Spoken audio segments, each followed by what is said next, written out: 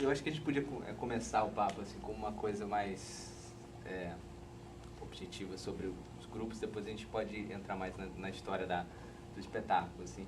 Queria saber um pouco como é que vocês, pra gente aqui, para nós cariocas, né, pensando na estrutura de grupo, assim, aqui é sempre muito árduo, difícil a sobrevivência e tal.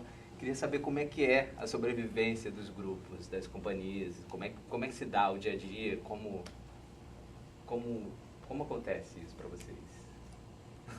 Individualmente e coletivamente. Bom, no Grupo 19, a gente tem um contexto bastante específico, que é o movimento teatral em São Paulo, que nos anos 90 abriu aí uma porta enorme assim, de possibilidades para o teatro de grupo, né? Ainda com todas as restrições dentro do cenário do país, acho que São Paulo tem uma realidade para a realização do teatro de grupo que é bastante singular, assim, né?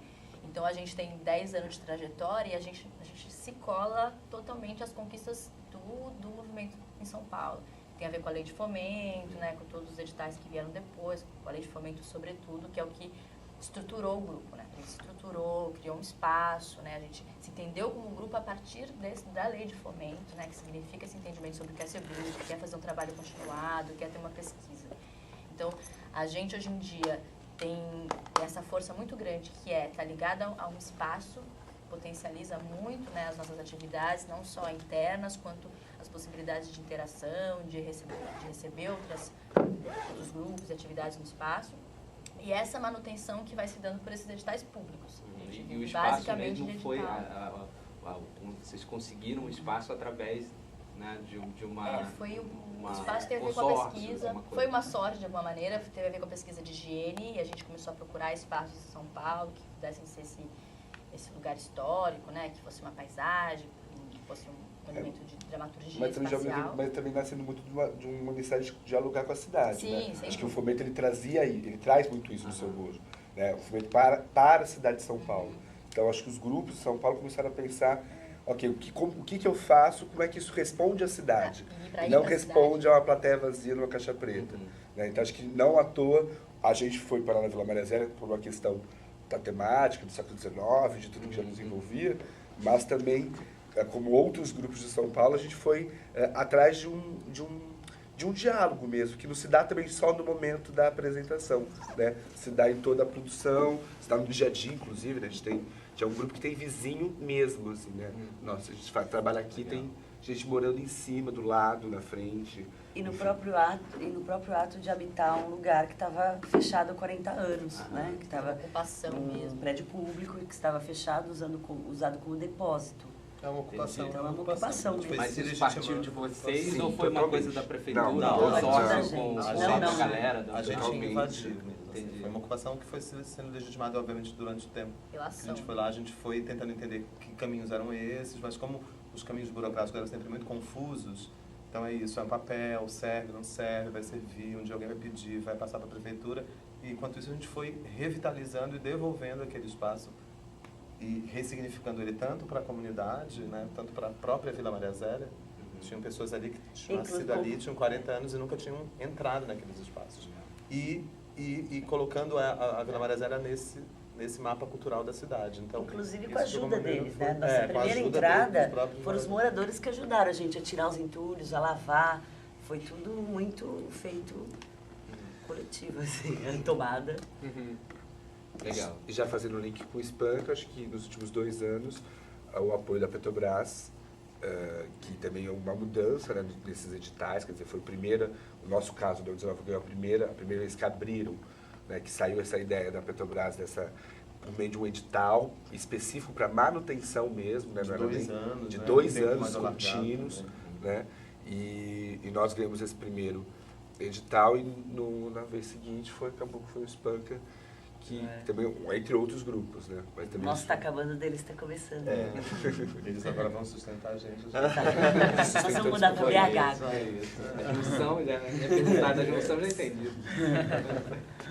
Mas falando um pouco do Espanca, BH também tem uma tradição assim, muito forte de teatro de grupo.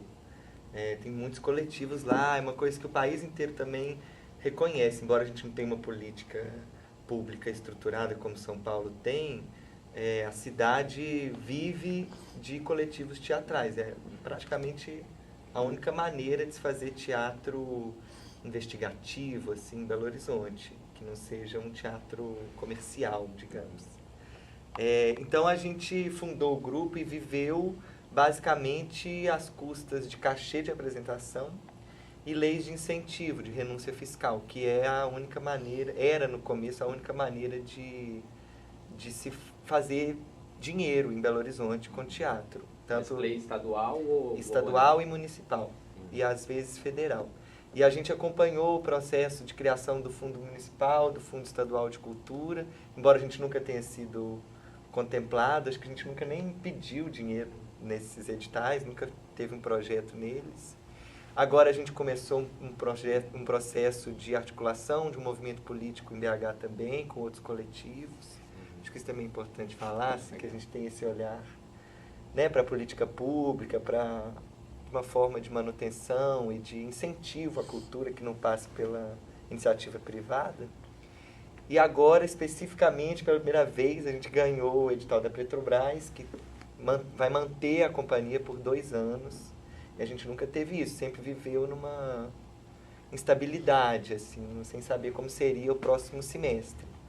Então a gente vai começar o projeto agora e também inclui a abertura da nossa sede.